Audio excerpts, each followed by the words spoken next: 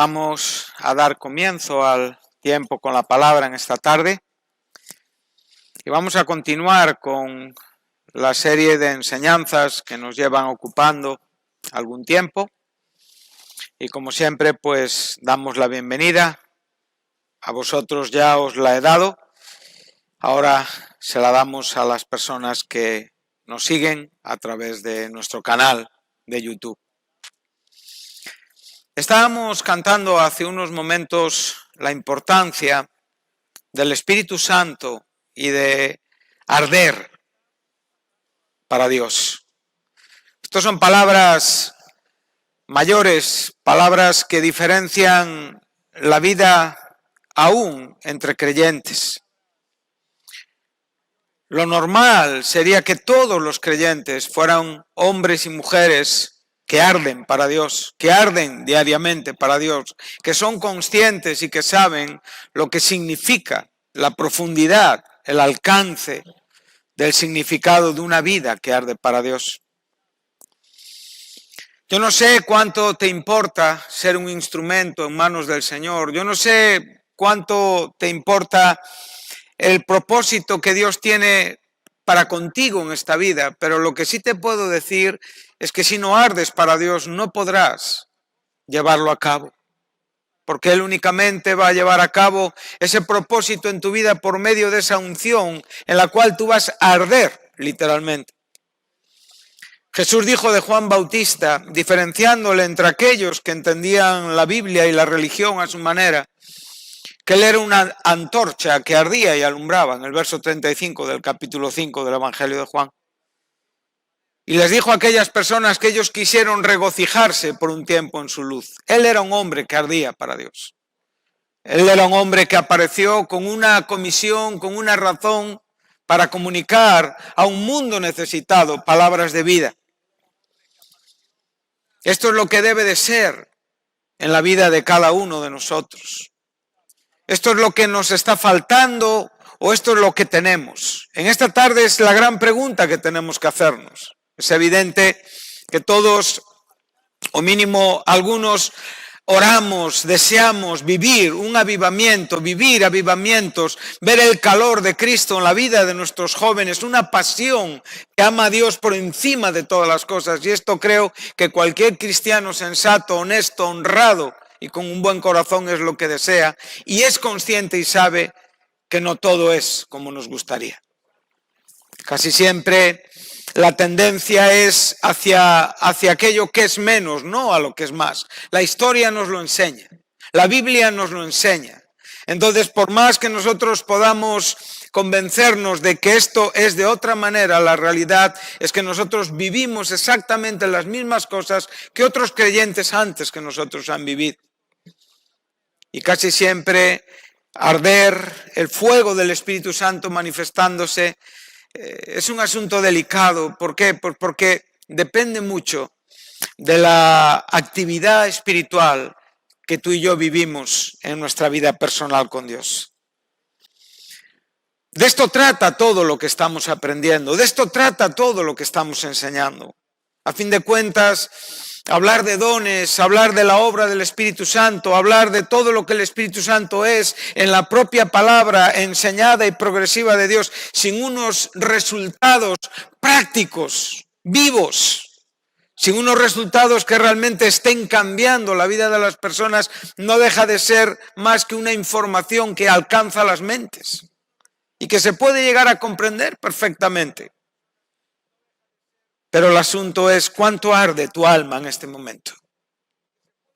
¿Cuánto estás ardiendo para el Señor? ¿Cuánto hay de Dios pidiendo paso en ti? ¿Cuánto hay de esa pasión que realmente no eres capaz de contener y que claramente te está mostrando que para ti hay un propósito en la vida? Para esto son los dones. Para esto es el bautismo en el Espíritu Santo. Para esto el Señor nos salvó. Para llamarnos a su reino. Para emplearnos en su reino. Para hacernos personas útiles dentro de la sociedad y la generación donde nos ha tocado vivir.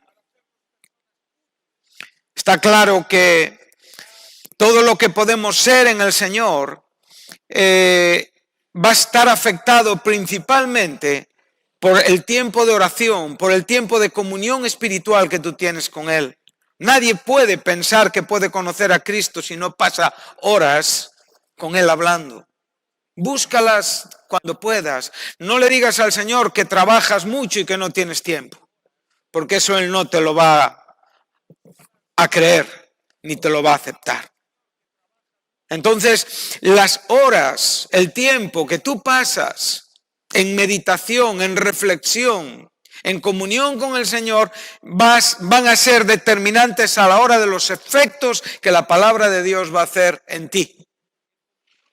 Y de ahí va a depender lo que tú vas a hacer para Cristo. Puedes tener 50 años, puedes tener 30 años, puedes tener 20 años, puedes estar en un momento en el que necesites este despertar en tu alma y por lo tanto no pienses que eres un creyente que vives tantos años y que ya eres maduro y que ya lo entiendes todo. Piensa cuánto estás ardiendo para Dios, porque de esto depende tu vida espiritual. Si no hay fuego en tu alma, entonces lo único que hay es una religión totalmente rígida, fría y como digo, muy legalista. Falta de vida. Esta es la gran trampa y es el gran problema y es el gran tropiezo donde cualquiera de nosotros podemos caer con más o con menos información de la vida, de la Biblia. ¿Tú quieres tener éxito en los caminos del Señor?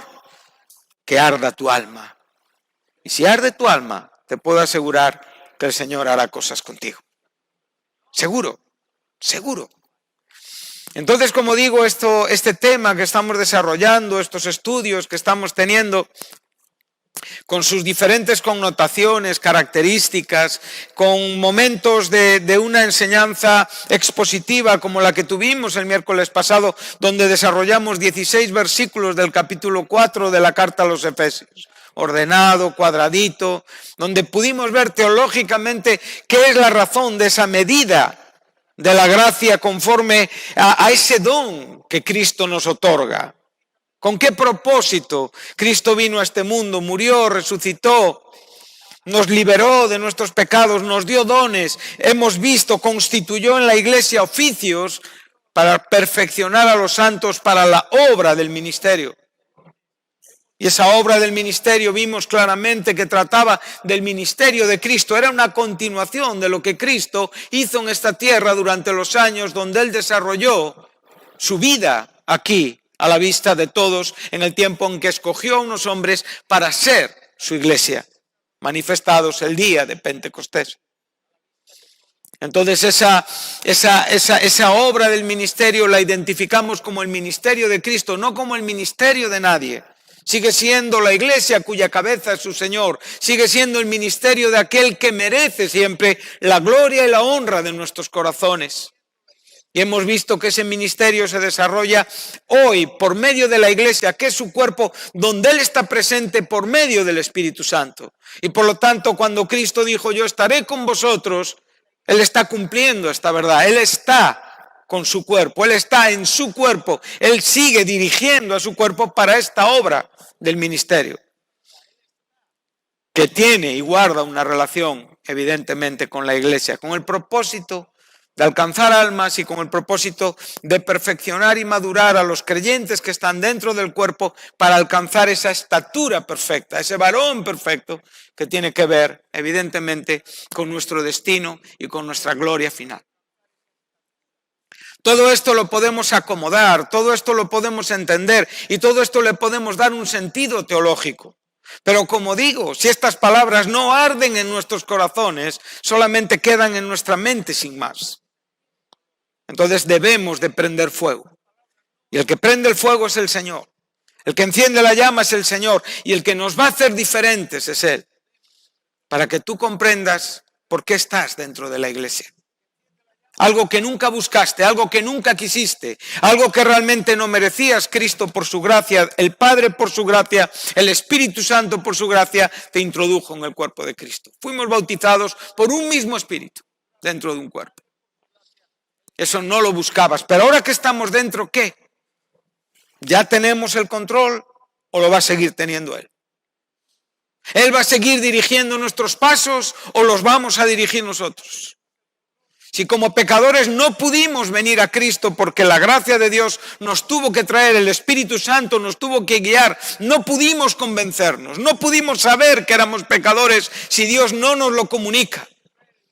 Si todo empezó por gracia, ¿cómo va a continuar? Sigue siendo por gracia, solamente que hay una ventaja, que tienes una vida que antes no tenías. Y ahora el Espíritu Santo puede colaborar en tu vida para poder ayudarte a llevar a cabo la voluntad de Dios, a buscar la voluntad de Dios. Pero esta voluntad de Dios no está buscada en la misma manera por todos los creyentes. Si queremos un avivamiento, si queremos ver nuestra iglesia arder con el Señor, tenemos que ser hombres que arden para Dios. En esta tarde vamos a tener un tiempo práctico. Vamos a tratar de ilustrar una comisión ministerial en la vida de un santo de la Biblia. Vamos a tratar de reflejarnos, de identificarnos, de ver la grandeza de un llamado y de ver la grandeza de Dios en un llamado. Y en ese sentido podemos entender y podemos aplicar en una forma práctica lo que tiene que ver con esos dones que recibimos, con esos dones que nos capacitan, con esos dones que nos ayudan a trabajar, a vivir dentro de este ministerio, con estos dones que nos ayudan a servir mejor, como herramientas que no buscan resaltar nuestra vida, sino sencillamente mostrar lo sobrenatural y milagroso de nuestra vida para la gloria de Dios. Entonces vamos a ir al libro de Éxodo, el segundo libro de la Biblia, el segundo libro del Pentateuco, segundo libro de Moisés, donde nos vamos a encontrar con su historia, con la historia de Moisés. Creo que los capítulos 3 y 4 de Éxodo, por supuesto, todo el libro de Éxodo, son apasionantes. Y siempre me brindaron y me ofrecieron un reto y una curiosidad y a la vez una necesidad de poder comprender y poder entender la vida de este santo y su respuesta al llamado de Dios. Vamos a empezar en el versículo 1 para llegar al texto que nos ocupa hoy, en esta tarde, que tiene que ver con el verso 11. Vamos a estar en el verso 11 al 13, son los versículos que nos van a interesar, y después en el capítulo 4, versículo 1, y los versículos 10 al 17. No creo que los podamos abordar todos. Como podemos ver, para llegar al versículo 11 vamos a leer un poco el contexto, nos vamos a introducir. El verso 24 del capítulo 2 nos muestra que Dios tiene memoria del pacto y llegó el momento de tratar con misericordia al pueblo de Israel. Hay gente que se preocupa pensando que sus problemas no son los problemas de Dios y en su impaciencia actúan por ellos mismos. Se precipitan y hacen aquello que realmente debían esperar para que Dios lo hiciera en su momento. Dios no te tiene olvidado. Pero, como digo, depende de querer hacer por nosotros o de dejar que Él haga con nosotros. Dice así: apacentando Moisés las ovejas de Yetro su suegro, el gran líder, el gran siervo sobre la casa de Dios, como bien nos enseña Hebreos 3. El prototipo, la sombra, el tipo de Jesucristo en el Antiguo Testamento. El hombre que se pondría delante del hombre con más poder en el mundo de aquel entonces estaba trabajando para las ovejas de su suegro. Es muy curioso ver a la gente, lo impacientes que son para esperar un ministerio que a veces nos toca estar trabajando en ministerios de otros. Pensamos que eso no es para nosotros y enseguida queremos acortar los tiempos de preparación. Nosotros decimos cuando estamos preparados, pero esto es un gran error. El Señor es el que dice cuándo estamos preparados para ese momento que Él tiene para tu vida. Y mientras tú tienes que estar ocupado en aquello donde el Señor te estableció. Contento con lo que el Señor te estableció. Moisés es un hombre que para este tiempo tiene 80 años. Y sabemos perfectamente que ese proceso de preparación en el desierto duró 40. 40 años son 40 años. A veces es un tiempo que da para meditar, para pensar, para valorar, para reflexionar. Él pudo haber pensado mucho en su pasado. El tiempo precedente, inmediato, anterior, es el tiempo por el cual el propio Moisés, creyendo ser llamado por Dios, como bien nos enseña Lucas en el libro de los Hechos, en el capítulo 7, él trató de actuar por medio de su entendimiento, ¿sí? Y actuó en aquella injusticia entre los egipcios y el hebreo, y después tuvo un problema con los mismos hebreos, porque él pensaba que sus hermanos entendían lo que él estaba haciendo. Esto también tiene que ver con nuestro ministerio. Muchas veces nosotros pensamos que la gente está entendiendo y nos frustramos porque la gente no entiende todavía, porque no es tu tiempo todavía. Pero tú quieres hacer que sea tu tiempo porque tú crees que estás entendiendo muchas cosas. Pero sin embargo el Señor te quiere ahí en ese desierto, apacentando ovejas de Yetro y estando feliz y contento con tu trabajo. El Señor nos quiere ahí, me quiere ahí. Yo no marco los tiempos de cuándo empiezan o terminan las cosas. Si para este tiempo no he entendido algunas cosas de estas, pues el Señor me las tendrá que enseñar. Y como alguien dijo sabiamente, Dios es muy fiel para corregirte antes de que te mueras. Y también el propio proverbio enseña, corrige al sabio y siempre te amará. Pero corrige al necio y te odiará siempre. Ahí podemos ver claramente el nivel y el entendimiento de nuestro corazón. Un hombre sabio es aquel que entiende la corrección y resulta siempre en un amor hacia aquello que le beneficia. El necio la corrección la interpreta siempre como un insulto, como una ofensa, como un menosprecio, como algo que rebaja, como algo que realmente no cataloga su vida a la altura de lo que él cree que es.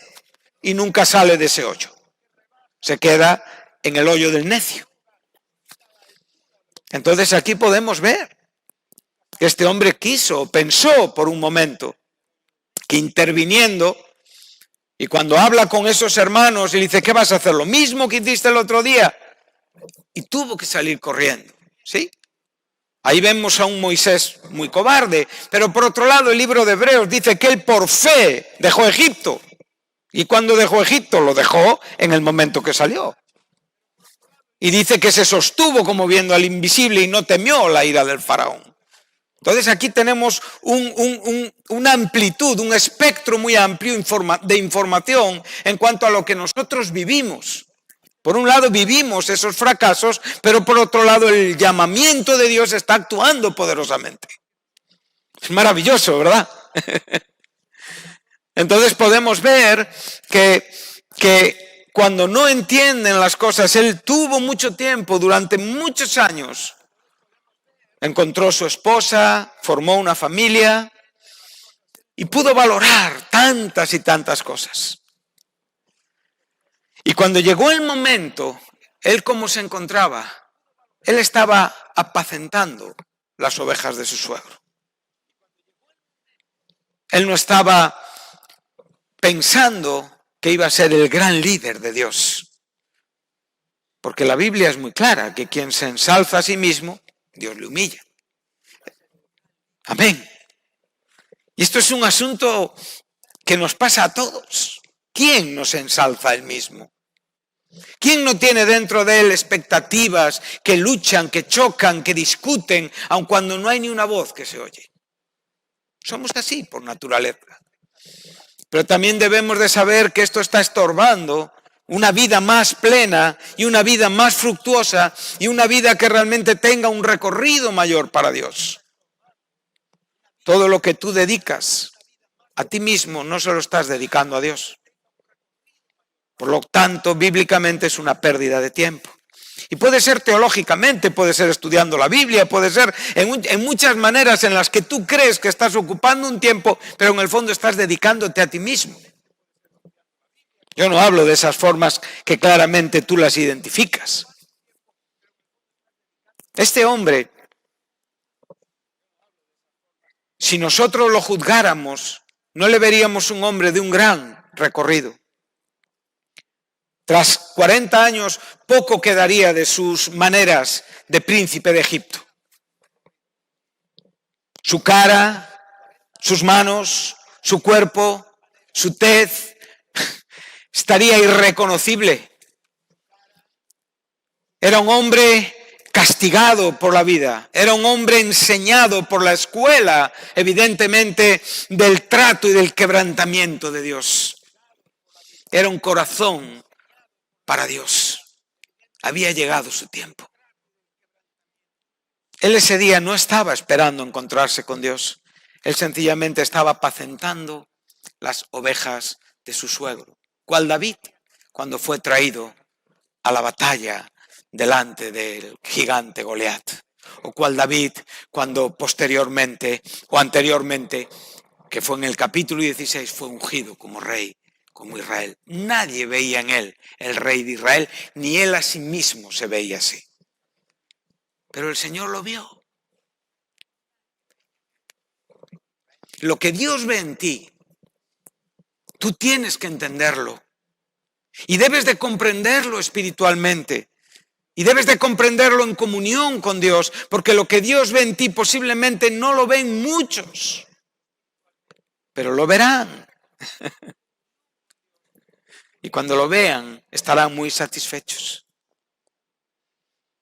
Uno de los grandes y principales y más arduos y difíciles trabajos de los siervos de Dios en la iglesia es ser capaces de reconocer personas que están siendo llamadas para ser traídas a ese momento, dirigidas al momento donde Dios tiene que tratar con ellos. Este es un bonito trabajo. Entonces podemos ver que Moisés estaba haciendo un trabajo y llegó hasta Horeb. Hay 3 montes importantes, 2 en vida y otro posterior a su muerte. Uno es Horeb, otro es Nebo en la cumbre del Pisga. Ese fue el monte de la dificultad, incluso de la propia desilusión, el monte donde realmente pudo contemplar a un pueblo seguir sin él, ir con ese pueblo. Y después tenemos el monte de la transfiguración, donde Jesucristo allí se transfiguró delante de los discípulos y ahí apareció Moisés y Elías. Hay muchos montes interesantes en la vida de Moisés, muy interesantes. Y Horeb, por supuesto, veremos que es muy importante. Es el monte del llamado. Dice Horeb que se califica como monte de Dios. Verso 2, se le apareció el ángel de Jehová. ¡Wow! En una llama de fuego en medio de una zarza. Y él miró y vio que la zarza ardía en fuego y la zarza no se consumía. Hay un momento donde Moisés se ve atraído por un fenómeno físico. Él sencillamente está viendo algo que no es normal, que posiblemente no está viendo todos los días en ese trabajo de pastor de estas ovejas. ¿Y cómo iba a ser normal? En esa zarza estaban nada más y nada menos que el ángel de Dios, el ángel de Jehová. O sea, Dios mismo manifestándose en esa zarza. Entendemos cuando hablamos de una teofanía o de una cristofanía, o sea, manifestaciones de Dios antes de su encarnación en Cristo. Si entendemos que al Dios Padre nadie le ha visto ni le puede ver, entendemos que todo aquello que se puede apreciar del ángel de Jehová tiene que ver con Jesucristo. Si tú abres el libro del profeta Miqueas, verás que tienes un argumento poderoso. Ahí volvemos después.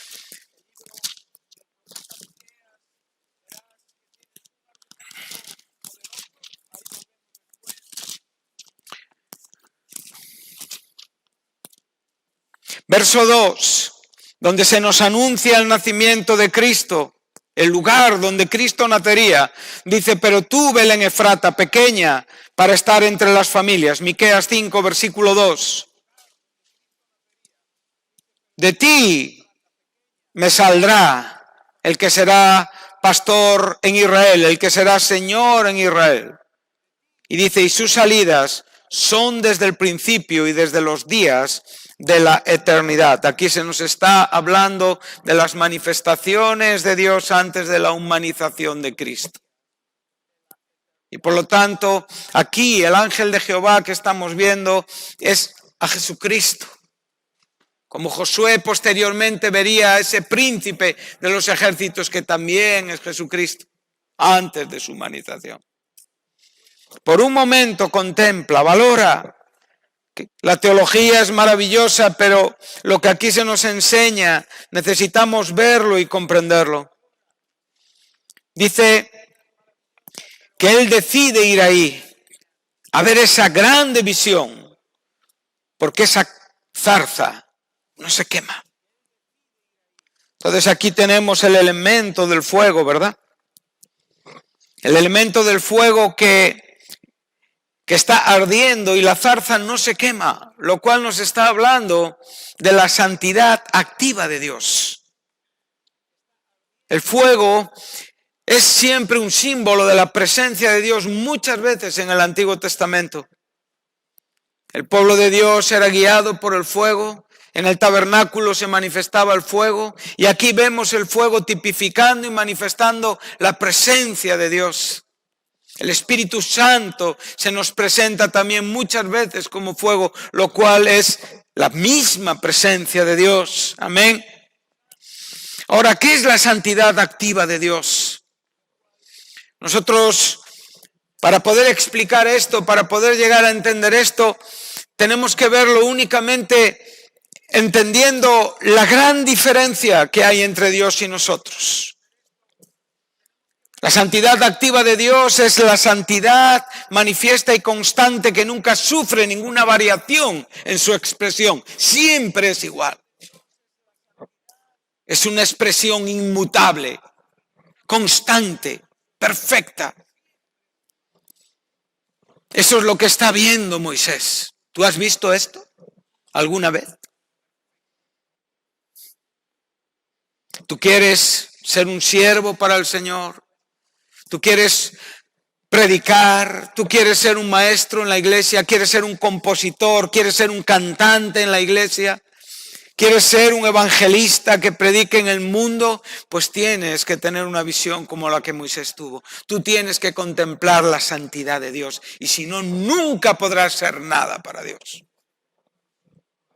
Quien no conoce esto, sencillamente ha aprendido a tener una cierta liturgia en las reuniones, a cantar ciertas canciones, a cerrar por un momento los ojos y decirle al Señor que le amas, pero esto es mucho más que esto. Esto es lo que transforma y lo que llama la atención de un hombre para transformarlo, prepararlo y comisionarlo para un ministerio. ¿Alguna vez te has sentido atraído así por Dios en tu vida? Es mucho más que decidir quedarse en un lugar. Es mucho más que entregar tu vida a un trabajo, identificarte con un grupo. Es sencillamente ver a Dios en la grandeza, en la magnificencia de su santidad. Cuando posteriormente se construyó el tabernáculo y cuando posteriormente el fuego ardía en el altar y donde se podía ver todas estas cosas era fuego físico. Pero aquí estamos hablando de la manifestación de Dios a través de este fuego. En la misma manera que la misma presencia de Dios se manifestaba por fuego. O cuando este pueblo inició el camino para cruzar el Mar Rojo, fue guiado por el fuego. Era la presencia de Dios, fue la promesa que Dios dio a este hombre. Mi presencia irá contigo. Tú sientes esta presencia en ti. Está ardiendo esta presencia en ti. Si fuera así, seríamos muy diferentes todos. Por eso hablamos de ministerios, de dones. ¿Para qué? Si no es para arder en el Señor.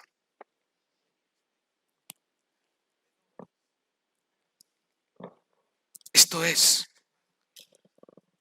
Estamos oyendo un sermón, pasamos por momentos del sermón, esto me gusta, esto no me gusta, todo está controlado por nuestra mente. Todo está dirigido por nuestra mente. Ponemos atención si es nuestra voluntad, no ponemos atención si no nos apetece. Me entretengo, me pongo a ver un dedo, me pongo a rascar la cabeza, me pongo a pensar en las musarañas y todo esto es mi voluntad. Pero el asunto no es la persona que predica, el asunto es Dios.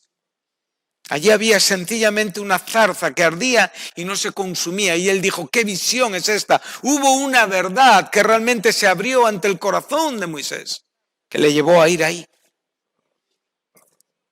a acercarse, a saber qué estaba ahí pasando. Esta curiosidad se llama fe. Esta curiosidad es el llamado, es la atracción de la gracia divina que hace a nosotros para darnos una comisión y una razón en la propia vida. Nunca sabrás quién eres tú si no te ves aquí primero. Tú crees conocerte, pero no es así. Dios te conoce mejor que tú. Por lo tanto, la respuesta no depende de tu ánimo ni de tu voluntad, ni de cómo tú te ves. La respuesta depende de comprender quién es el que te está llamando. No pierdas más tu tiempo en esta vida. Si has oído esta voz alguna vez y hoy estás frío, ponte de rodillas y busca encontrar este calor.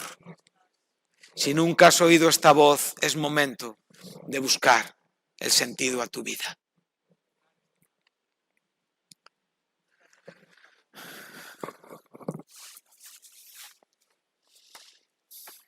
Verso 4. Viendo Dios está contemplando aquí esta gran teofanía manifestada en esta zarza, en ese ángel de Jehová. Viendo Jehová que él iba a ver, él pudo ver la voluntad de Moisés. Entonces lo llamó de en medio de la zarza y le dijo, Moisés, Moisés. Y él respondió, heme aquí. Qué gran momento, qué solemne momento. Es el punto de partida de todos los siervos del Señor. Este heme aquí cambió la vida de muchos hombres, de muchos santos. Tenemos el registro en el Antiguo Testamento. No hay una comisión, no hay un llamado que tenga un fruto y una consecuencia sin un heme aquí. Que siempre es la respuesta a la previa y precisa voz de Dios. Cambia el nombre de Moisés y pon el tuyo. ¿Qué responderías hoy? ¿Estás dispuesto a responder a Dios? ¿Estás preparado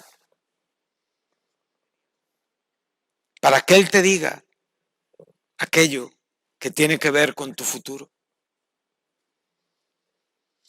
Este es un momento importante. Dios es un Dios de paradojas. ¿Qué es lo que le dice? lo llama. Y cuando él se acerca, paradójicamente que le dice, para, no te acerques. ¿Qué significa esto?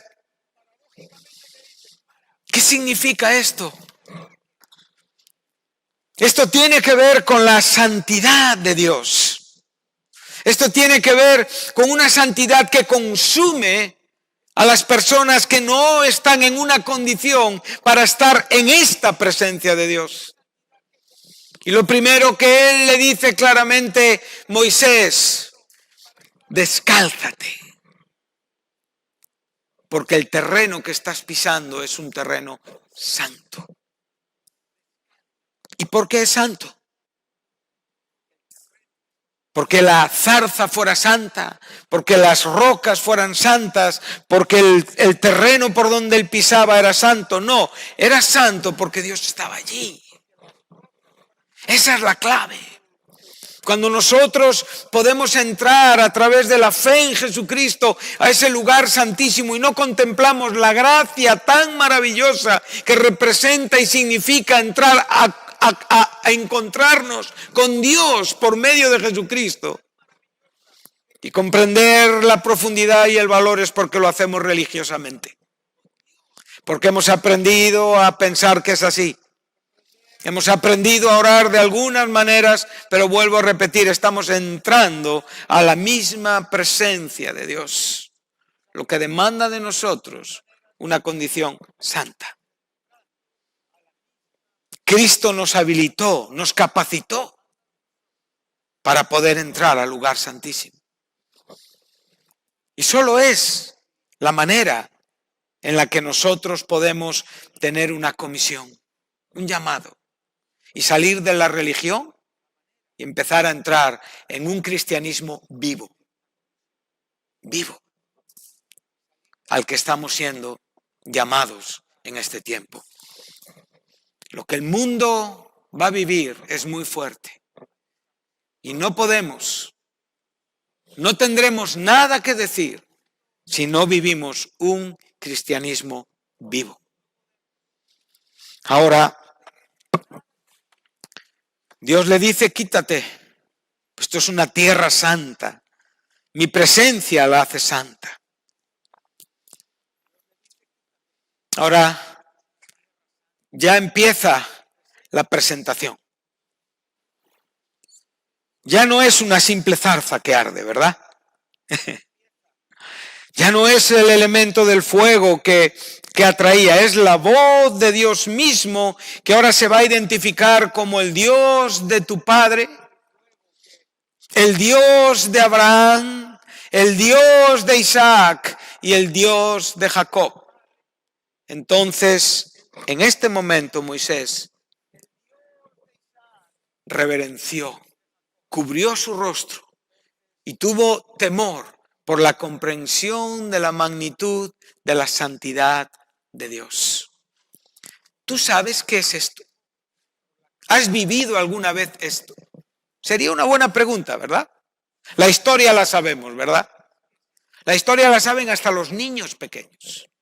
Pero ¿alguna vez te has visto cubriendo tu cara por la presencia tan gloriosa y tan maravillosa de Dios que se está revelando a tu vida? Sabemos que por Cristo esto es una realidad, pero eso no le quita potencia ni verdad a lo que estamos leyendo. Es más, si se la quitamos, estamos equivocándonos. Yo quiero preguntarte en esta tarde, ¿has vivido algo así? Sin esto no hay llamado. Sin esto no hay comisión. Este es el punto de partida. Si queremos ver nuestro pueblo en esta manera, una tenemos que creerlo, otra tenemos que necesitarlo, otra tenemos que clamar por esto y otra realmente tenemos que responder a esto. Yo no sé qué ¿qué estás contestándote en tu corazón? Me encantaría saber tu respuesta. Sería una curiosidad humana mía, ¿no? Es posible que sean cosas que todavía nunca han sucedido y pueden suceder. Dijo luego Dios: bien he visto la aflicción de mi pueblo que está en Egipto, y he oído su clamor a causa de sus exactores, pues he conocido sus angustias. La memoria de Dios. Y he descendido para librarlos de mano de los egipcios y sacarlos de aquella tierra, una tierra buena y ancha, a tierra que fluye leche y miel, a los lugares del cananeo, del eteo, del amorreo, del fereceo, del heveo, del jebuseo. El clamor, pues, de los hijos de Israel ha venido delante de mí, lo cual nos enseña el corazón y el sufrimiento y el pálpito de los israelitas en Egipto. He visto la opresión con que los egipcios los oprimen. Ven por tanto ahora y te enviaré a Faraón para que saques de Egipto a mi pueblo, los hijos de Israel. ¡Wow! ¿Tú crees que ese día Moisés esperaba esto?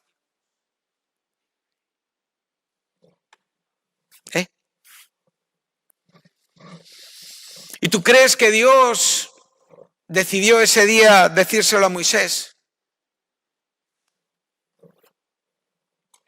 ¿Tú no crees que confluyeron muchos asuntos importantes? Primero y principal, la soberanía de Dios, ¿sí? Aquel que maneja los tiempos y que remonta su identificación con el Dios de Abraham. El Jehová que se va a revelar a Moisés en pocos versículos. Yahweh, el nombre prohibido de mencionar por los hebreos. El tetragramatón, el de las 4 vocales, 4 consonantes, perdón. Eso es el punto de partida. Pero el desarrollo de esos casi 430 años que pasan desde la promesa a Abraham hasta la ley en Sinaí está totalmente controlado por Dios. Pero ahora tenemos otro aspecto importante. Dios preparó a su siervo para este momento. Sí. Cuando tú ves la historia de Isaías, ¿cuánta preparación tuvo Isaías para responder a la comisión divina? La que tuvo antes de ese llamado. Y cuando Isaías estuvo preparado para ver la gloria de Dios y para ver al Señor sentado en su templo, Dios le comunicó el plan de ser el profeta que fue, y él dijo: heme aquí, envíame a mí. Jeremías exactamente igual. Jeremías fue llamado y comisionado cuando él en sí mismo no veía una capacidad para poder responder a Dios, pero Dios le dijo: yo te preparé desde el vientre de tu madre y te di por profeta a las naciones. No digas que eres niño, porque tú serás un hombre que llevarás mi propia palabra en tu boca. Yo estaré contigo. Hay hombres aquí que realmente viven y desean esto en sus propios corazones. Esto es arder para Dios. Y esta es la gran diferencia entre lo mediocre y lo santo.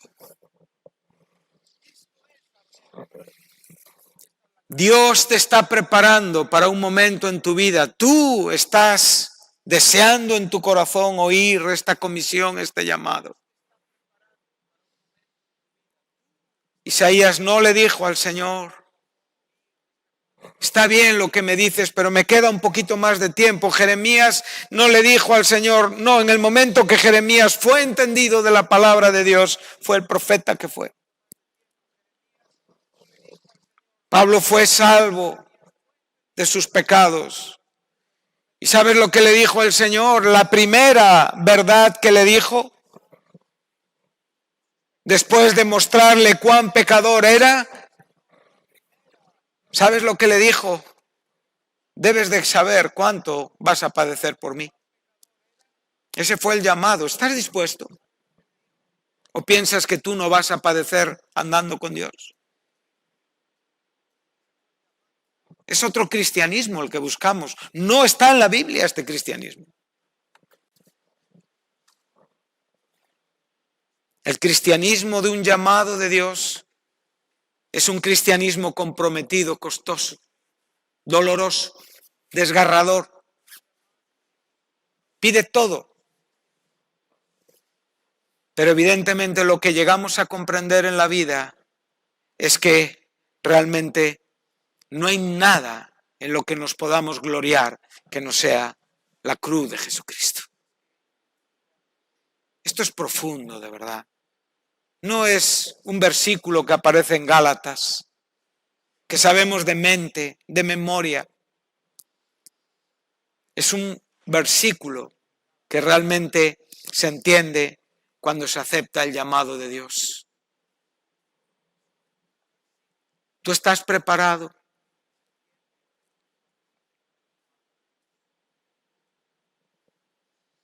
¿Estás satisfecho? ¿Crees que Dios no tiene más para ti? Dios tiene y te lo va a manifestar. Para algunos será la primera comisión. Para otros puede ser hasta una segunda comisión o una tercera comisión. Dios nos comisiona las veces que Él quiera en la vida. Él es Dios, es soberano.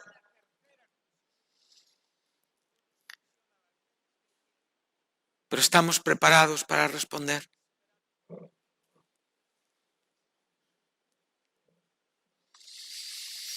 Si no vivimos en el fuego santo, no vamos a poder hacerlo. De repente, Moisés sabe, él realmente entiende, conocía quién era su padre, ¿sí? Él sabía quién era su padre físico, él sabía que era hebreo. Él intentó actuar a favor de los hebreos. Él llevaba 40 años aprendiendo en un desierto. Él sabía de Abraham, él sabía de Isaac, él sabía de Jacob, pero ahora él tenía que aprender que el Dios de Abraham, de Isaac y de Jacob era su Dios. Era Jehová. Y esto es lo que muchos cristianos no llegan a entender en muchos años de vida. Porque para saber esto, tenemos que entender que Él está con nosotros y que quiere algo de nosotros y que quiere hacer algo con nosotros y que quiere que le sirvamos y que le adoremos y que le amemos encima de todo. Si no, de nada sirve saber que Él es Jehová. Su nombre significa sencillamente el autosuficiente. Eso es lo que significa el nombre Jehová. Es un nombre que posteriormente se dio para poder entender. Eso apareció en Biblias años más tarde. Proviene del verbo ser en hebreo. Significa el que existe en sí mismo. El que tiene el atributo de la aseidad. O sea, nunca comenzó su existencia, siempre existió.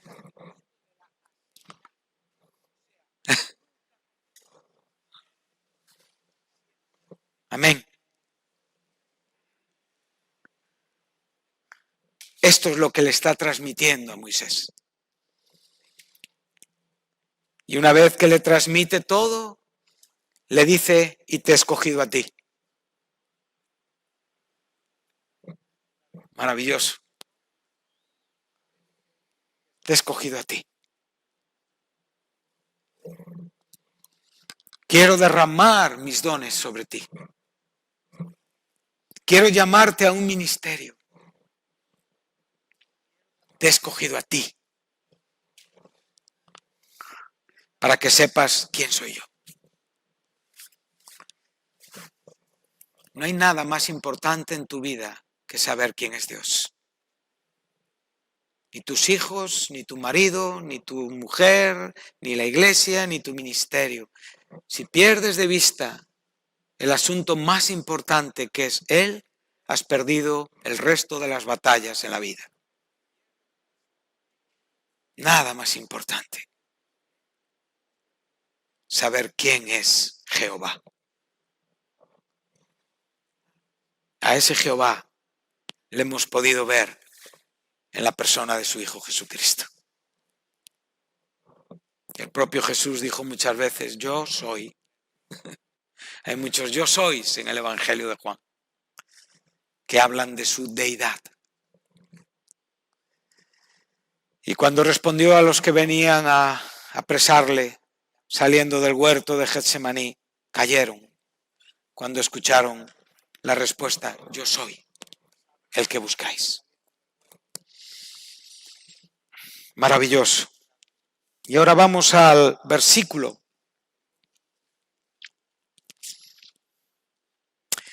Ven, por tanto, ahora. Qué bonito.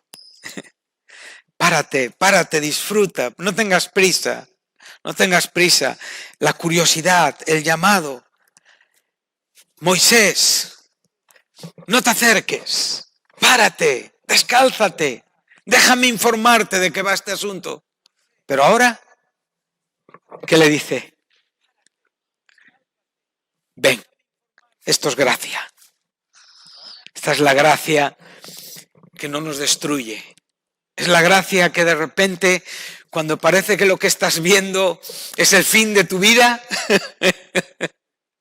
es esa gracia que cuando te ves como un pecador y mereces la muerte y ves el infierno y ves que tus pecados sencillamente te condenan, aparece la gloriosa imagen de la cruz con ese Hijo bendito muriendo ahí por ti y dándote una nueva vida y aliviándote el peso de tu preocupación, de tu destino eterno.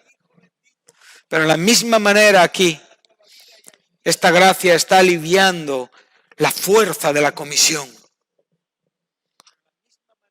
Es como cuando Isaías, exactamente igual. Soy hombre inmundo, de labios inmundo, que vive en un pueblo que es de labios inmundos. Pero esa gracia, desde el mismo cielo, viene y me habilita, me capacita. El que perdonó tus pecados, ¿tú crees que no puede hacer de ti su siervo? Pero tienes que saber quién Él es. Este es el gran problema. Tienes que renunciar a tanta teología personal tuya. Tienes que renunciar a tantas horas y horas y horas creyendo que estás sabiendo algo y estás sabiendo menos de lo que pensamos.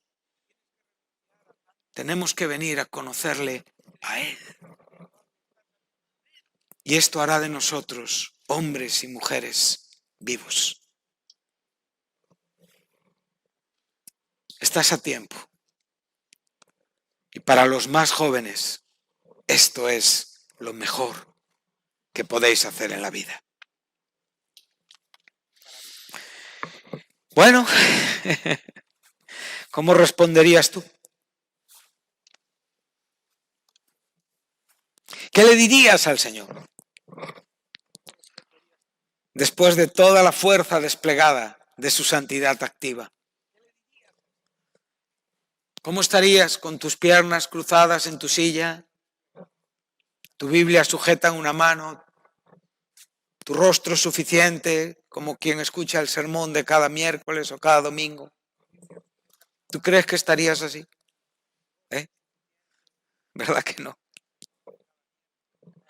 No sabrías con qué mano coger la Biblia, no sabías qué compostura tener, no sabrías cómo ponerte porque ese fuego está ardiendo y está quemando tu interior. Tus huesos, no lo puedes soportar. Es fácil ver esto. Hay personas que entran en una reunión y salen exactamente como entraron.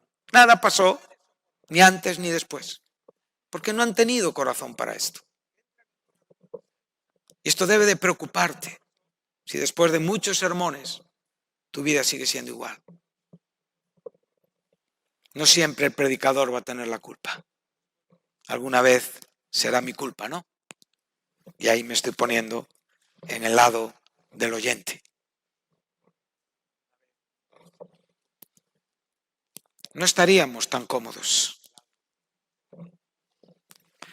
Quien ha podido ver de cerca esto sabe que lo que digo es verdad. Y si no lo hemos visto en esta manera, la Biblia nos enseña que podemos verlo en esta manera. Y debemos de desearlo en esta manera. Ahora Moisés responde. ¿Qué esperarías que dijera Moisés? Heme aquí. Lo dijo, ¿no? Pero la gran pregunta que le hizo al Señor es, ¿quién soy yo? ¿Quién soy yo? Qué gran verdad.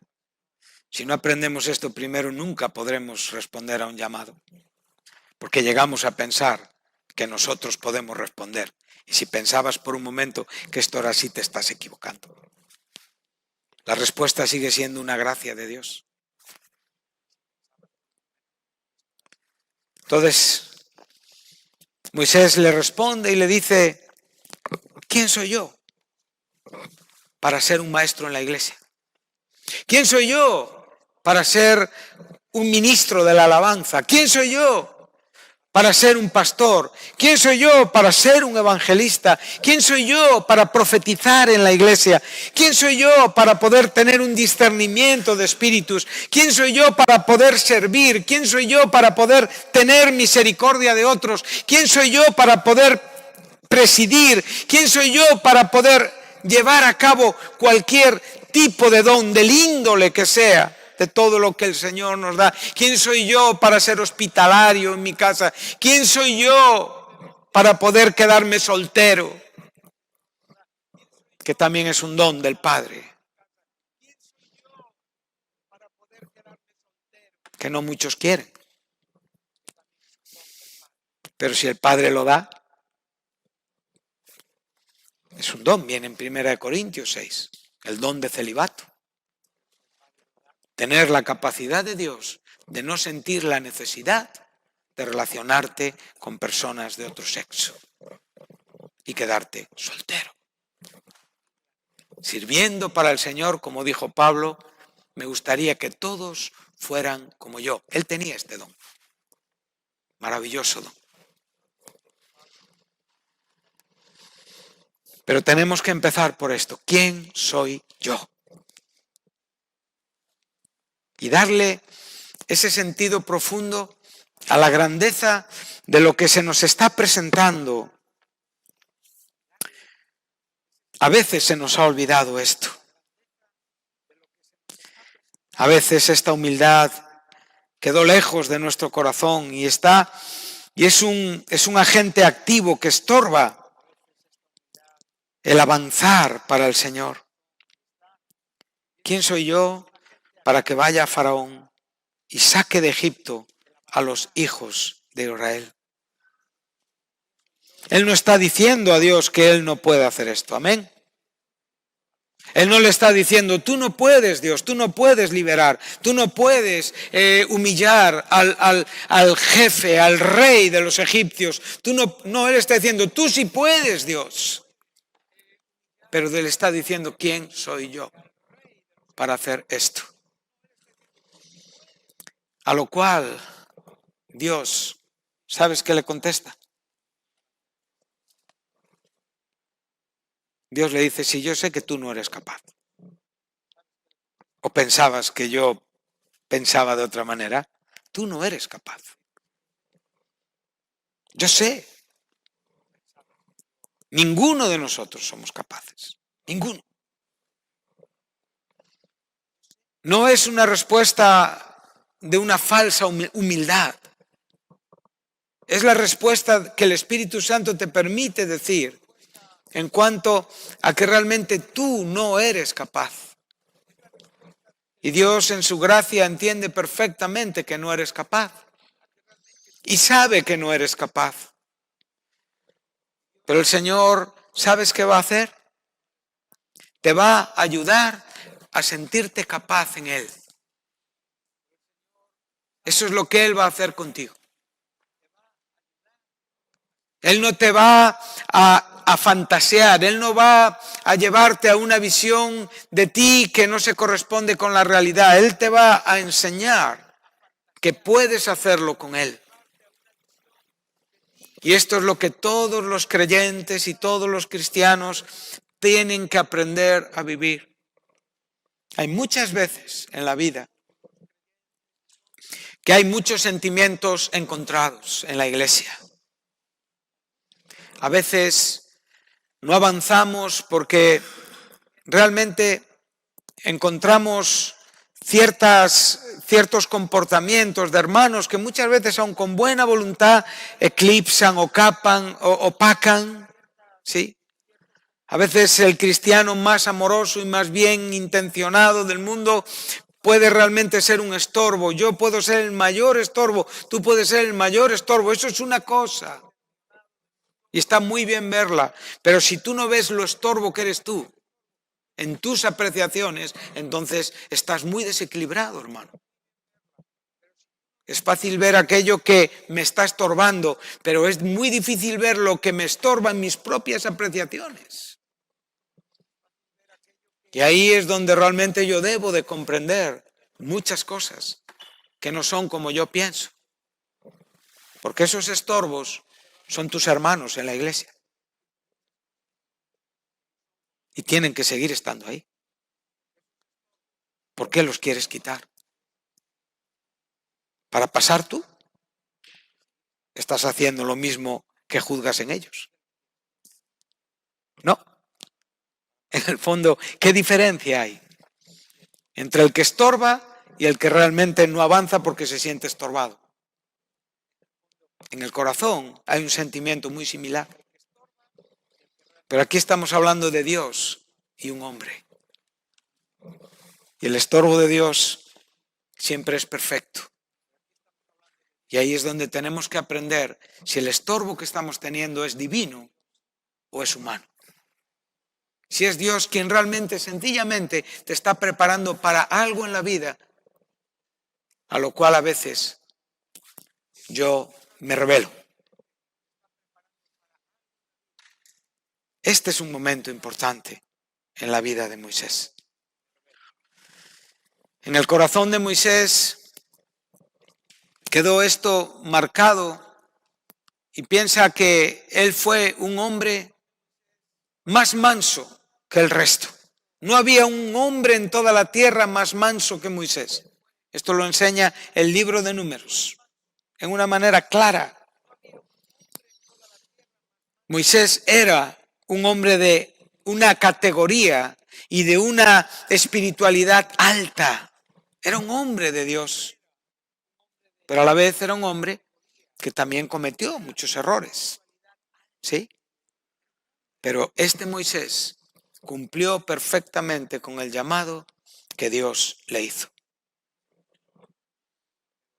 Y eso nadie lo puede poner en duda.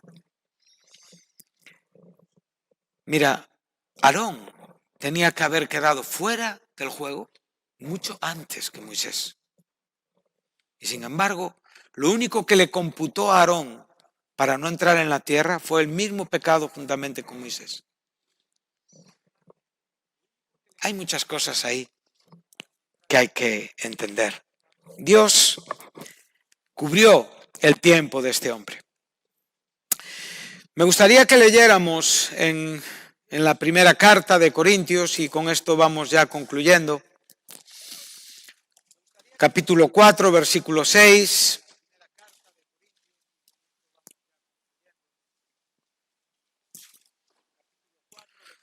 Te voy a dar el texto de Juan 21, versículo 17, y con esto concluimos en esta tarde.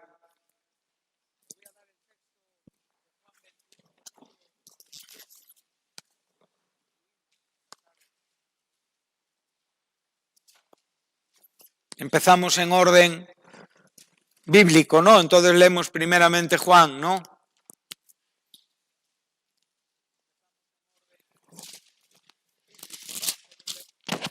Estamos ante otra comisión.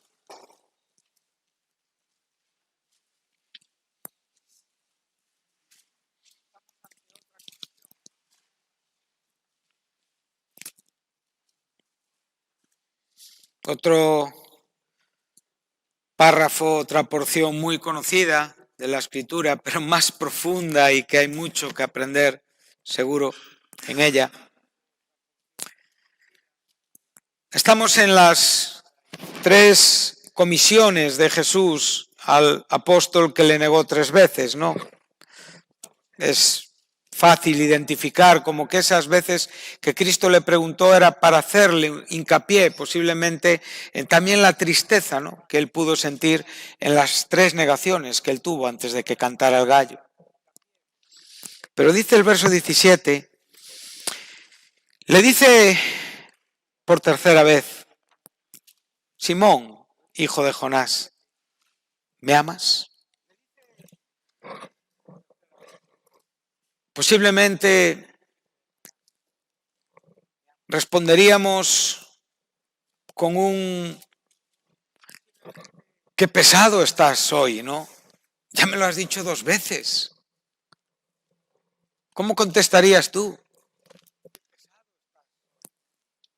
En nuestras relaciones normales entre personas, cuando nos repiten las cosas 3 veces, la respuesta suele ser así: mira, estás un poquito hocecado, un poquito rayado, como vulgarmente decimos. Pero Jesús le preguntó 3 veces: ¿me amas? Y Jesús sabía perfectamente la verdad del amor de Pedro por él. Curiosamente, en este versículo, Pedro se entristece. Algo comprende que antes no había comprendido en las 2 preguntas anteriores. Todos sabemos que hay un juego de verbos que nos hablan de agapeo, de fileo, que parece que hay verbos que nos hablan con un poquito más de intensidad en cuanto al amor, menos intensidad. Pero también quiero decir que estos 2 verbos se usan simultáneamente siempre para hablar del amor a Dios en una manera y otra. Pero aún así podemos hacer valer esto también. También sabemos que cuando él está diciendo apacienta y pastorea, está hablando ministerialmente también de un sentido más profundo, más intenso, en cuanto a lo que es la preocupación y en cuanto a lo que es el ministerio de liderar, de ser apóstol, gobernar la iglesia. Entendemos gobernar, ¿sí?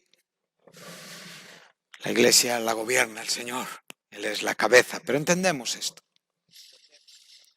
Pero en este momento el apóstol está recibiendo con mucha tristeza y le contesta al Señor: tú lo sabes todo y sabes que te amo.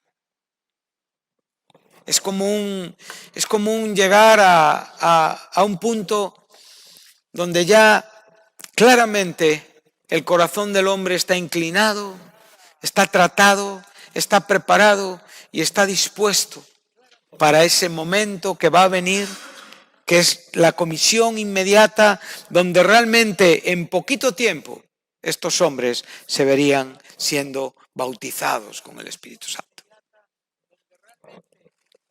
Y Pedro tuvo la autoridad que Cristo aquí le comisionó: apacienta, pastorea, sígueme. Cristo fue fiel con el llamado a Pedro. Pero Pedro tuvo que vivir esta frustración y todavía tuvo que oír la profecía relativa a su propia existencia, diciéndole que venían días donde iba a ir donde no quisiera y le iban a vestir, lo cual era indicativo de que su voluntad estaría totalmente a expensas de otros. Wow. Para empezar el llamado, esto es un poquito exigente, ¿verdad? ¿Qué te parece? Con poquita cosa nos asustamos aquí, ¿verdad? Pues Jesús le dice claramente de qué iba el llamado. A Pablo le dice lo que vas a padecer. Y Pablo entendió perfectamente esto.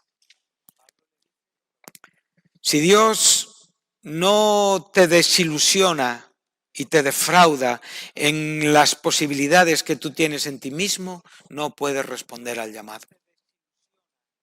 Primeramente tienes que ser destruido en tus posibilidades. Y entonces puedes responder al llamado de Dios. Y tú pensabas que ya había sido suficiente.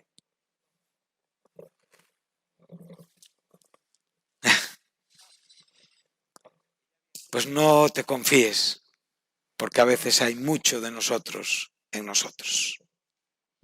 Y que el gigante de la carne se puede despertar en cualquier momento y actuar como lo que sabe hacer.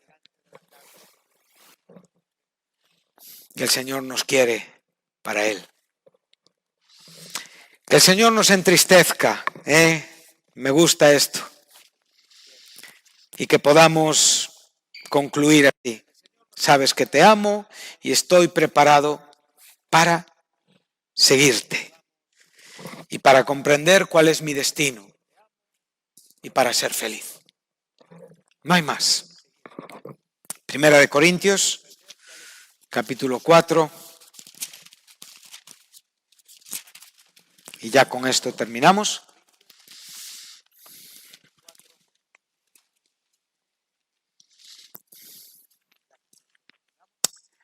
Ya estamos más cerca de nosotros aquí, ¿eh? Hemos venido de casi 1500 años antes de Cristo, del gran hombre del Antiguo Testamento, del escritor de 5 libros, nada más y nada menos que del Pentateuco. Ya hemos llegado al Nuevo Testamento, ya hemos podido estar con uno de los apóstoles y ahora ya estamos en los problemas de una iglesia. Ya estamos en nuestro tiempo, en estos días donde nosotros vivimos. Y ahora el apóstol Pablo, escribiendo a la iglesia de Corintio, dice así, todo lo que él viene diciendo, que ahora mismo no es momento de irnos hacia ahí. Dice, pero esto, hermanos, o sea, lo que les acaba de decir en cuanto al conflicto que tiene con los creyentes de la iglesia de Corinto, dice, lo he presentado como ejemplo en mí y en Apolos. Recuerda que cuando Pablo empieza a escribir a la iglesia de Corinto, él empieza hablando de 4 grupos que eran representativos de las propias divisiones. Pablo, Apolos, Cefas y Cristo. ¿Sí? Él cuando sigue avanzando y llega al capítulo 3 ya quedan 2 personas, Apolos y Pablo, que es colaborador de Pablo y que está por medio del cual y de su propia vida, él muestra que son siervos de ellos, siervos de Dios y que tienen una comisión en la iglesia. Ahora ya cuando nos quedamos con estos 2 hombres, dice, por amor de vosotros, para que en nosotros, lee lo que ahí pone, aprendáis. Esto es un hombre comisionado por Dios. Es un hombre que enseña a ver en él a Dios y no a él. Para que los corintios aprendieran por medio de la vida de Pablo a no pensar de Pablo más de lo que tenían que pensar. ¿Qué quiere decir esto? Pablo es el apóstol de esta iglesia. Pablo tiene una autoridad incluso superior a la de su compañero y colaborador Apolos. Apolos no escribe esta carta. Pablo usa a Sóstenes como parte de la carta cuando comienza a escribir en el primer capítulo. Aquí lo que Pablo está tratando de decir, él está poniéndose a la altura de todos aquellos que sin ser comisionados estaban destruyendo la iglesia por un llamado totalmente equivocado y un seguimiento totalmente incorrecto. Y él mismo se pone a sí mismo como alguien que no se puede elevar, aun cuando realmente él es el apóstol de esta iglesia. Y esta iglesia se había equivocado con él. ¿Me entendéis? Nosotros muchas veces en nuestra necesidad de encontrar a veces recursos en personas, muchas veces la mención, la relación con los ministerios dentro de la iglesia a veces están más marcados en la propia conveniencia. Cuando hay una conveniencia, casi siempre al hombre se le exalta indebidamente. Cuando los hombres entienden el ministerio de un hombre o de una mujer o de un creyente en la iglesia, se comprende quién él es y aprenden en él a no ver más de lo que tienen que ver. Porque ver más es un asunto carnal. Y esto nos conviene cuando nos conviene. Cuando a mí me interesa, entonces veo más. Entonces elevo la persona sencillamente por mis propios intereses, no porque en mi corazón realmente a veces yo entienda esto. Entonces nosotros tenemos que aprender a relacionarnos con los ministerios y esto es un tema que tendremos que todavía continuar. Es muy importante respetar, como digo, tener en gran estima los ministerios, pero sencillamente no viendo más de lo que hay que ver en ellos. Cuando un hombre es comisionado por Dios, es un hombre que está aprendiendo a enseñar a otros a que no vean en él más de lo que tienen que ver. Ese es Moisés también. Ese fue Pedro. Ese fue Pablo. A no pensar más de lo que está escrito. Importante. O sea, la idea de estos creyentes no era escritural. No sea que por causa de uno, entonces, ¿qué sucede? Nos envanecemos. Y la palabra vanidad sabemos que significa vacío. O sea, estamos haciendo vano el cristianismo. Cuando Pablo dice, no me envió Jesús a bautizar, sino a predicar el evangelio, para no hacer vana la cruz de Cristo, sencillamente dice que su ministerio no busca vaciar de poder el mensaje de Jesús. Entonces, en este sentido, se envanecían unos con otros. O sea, era una relación vacía. Yo soy de aquí, yo soy de allá, yo me llevo con este mejor, yo me llevo. Si Dios te está comisionando, te va a enseñar a vivir en la iglesia. Y vas a tener equilibrio a la hora de ver a todos. Y esto es cristianismo profundo. Sencillo, pero profundo. Amén. Entonces, hasta aquí hemos llegado. Nos quedamos con este ¿quién soy yo? ¿Sí? Para que el Señor nos permita continuar, si es su voluntad, en otro momento. Que Dios os bendiga y podemos orar. Gracias a las personas que nos han seguido.